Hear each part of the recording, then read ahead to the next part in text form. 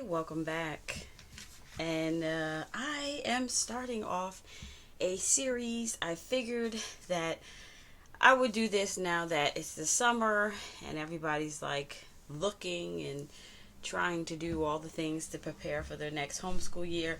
For all you moms out there that have, or you ladies that are moms and that are homeschooling, that you have already finished preparing for the year and you sit back and relaxing in the summer and you chilling,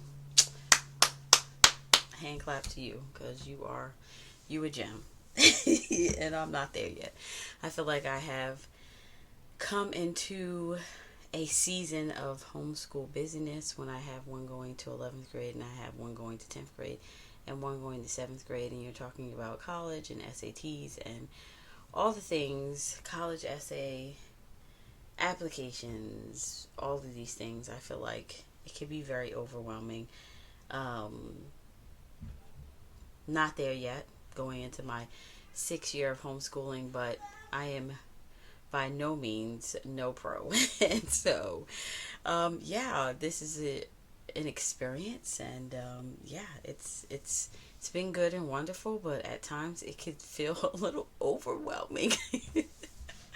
So, we are going to chat and talk about math. And so in this series, I am going to cover all of the maths that we have done over the years. And starting out with today, we are going to talk about the pros and the cons of Saxon math. All right. So I will probably repeat this in all my videos because I feel like people can say,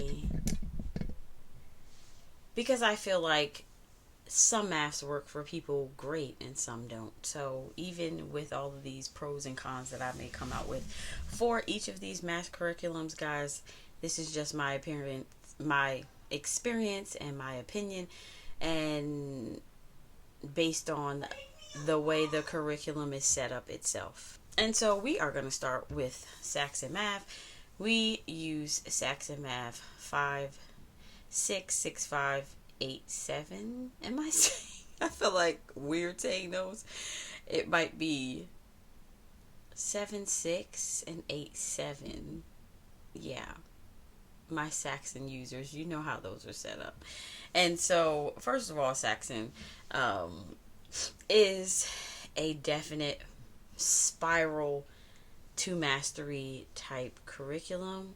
The one thing that I can say about all of these curriculums that I have used so far is that Saxon really, really, really works on mastery. And for right now, I'm going to say it's spiral to mastery, and that's a pro. The other thing that I could say that Saxon really trumps on everybody else is that they cover the actual academic vocabulary of math. I feel like a lot of math curriculums don't do that when just saying like even from basic math like add-ins and sum, product, really using those things in the books. They do, but I feel like Saxon really does a good job of really using math vocabulary when they are teaching the lessons and making sure that they're in the lessons. So another pro would be is that it becomes very independent once you get to a certain grade. As long as your child is understanding, they can move through and be able to get their work done. Excuse me, I always have like heartburn. It's so funny. I went on this fast, a raw fast, and I'm about to complete it, but I'm not completely raw right now. But as soon as I started incorporating things back, which I'm trying to see, my heartburn is back. It's crazy. So I literally slept for like 15 days without heartburn. It's crazy. Anyway, side note, what am I doing? Back to what I'm doing. Just telling you because my yeah. And so I have notes, so if I look down, excuse me. I will put a pros and cons picture at the end of the screen so you guys can see all the pros and cons that we discussed here today. Independence after a certain level was definitely a pro.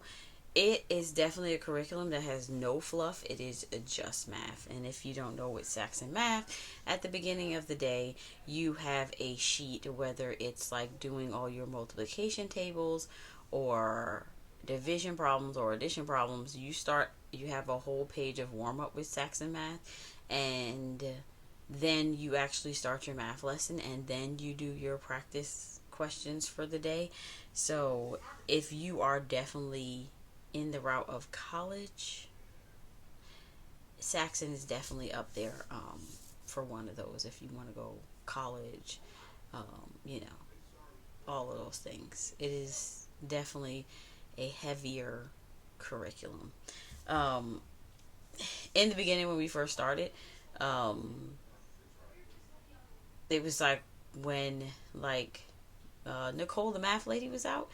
And so we didn't use videos, and I wish we probably would have stayed with Saxon if we would have had experience with the videos, but we didn't, and that's something like I don't really want to go back and try it, but I feel like that's a pro with having a textbook with videos. Now that I'm into math and really liking that, I feel like that is the best case way to go. Having a video and then being able to physically write it down. Even though some kids are great at mental math, I feel like being able to write it out and the whole problem, and realizing like some of those math problems really need to be written out, and you have to, figure out the answer. So I feel like having the textbook with video is a pro for Saxon. Now let's get to the cons. The first con is like if you have a lot of kids. The first con can be the high cost of it. If you are definitely starting out investing in this your first time and you have more than one kid in different levels, it could be a little pricey. Because in the earlier lessons, they have manipulatives, almost like Math You See, and so it definitely could be more pricey. But if this is something that you're using over and over again with the next kid and you're just buying the next level as you go, you're definitely saving money over the time. So yeah, being a little bit costly can be a con. The other thing for me with our experience with Saxon that's a con is the how long it took. And I feel like when things start taking more than an hour to complete, because you have 20 to 30 practice questions on top of the 30 to 40 review addition multiplication problems that you just did. I feel like it could be a lot. Now, if you're a mom who's not starting and you kind of already are in it and you know this, you kind of adjust. So this definitely could be a con, but it's definitely something that you could adjust as you progress and get used to using Saxon in your homeschool. The next thing about it is that it's really repetitive. So those warm-up sheets that you're doing daily, they tend to be the same thing until it changes to another one, and then it's the same thing. And so a lot of math, like tutoring places, do the same thing. It's like you need to do this multiplication problem 100 times, and then by then you have mastered it. And so that's nice and beautiful, but I feel like that is not something that you need to tack onto a math lesson. I feel like you can get an app for that where, the kids can actually just interacting, playing a game while it's getting that, repetitive experience versus it being something they have to sit down and stare at on a piece of paper. The other con is that this is really not for struggling learners. It's just not. Then another con for me was it seemed like it wasn't doable in a homeschool year.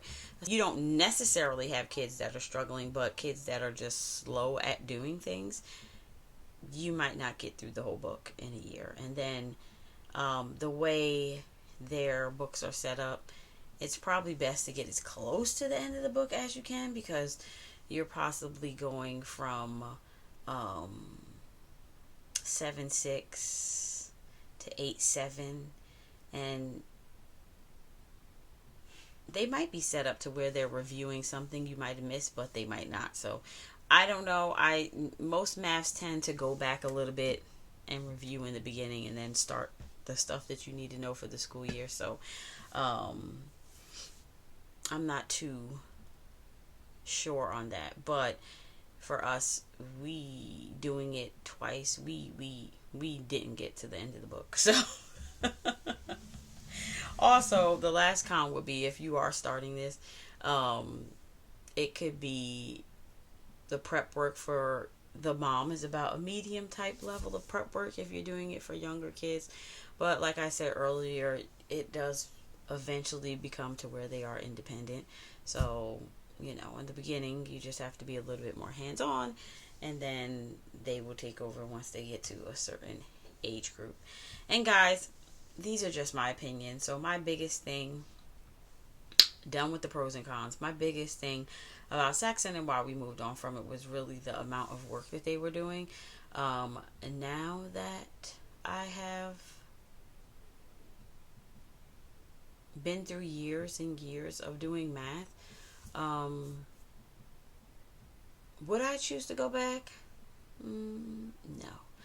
I feel like the current math that my kids are using covers enough, it reviews enough, and so yes,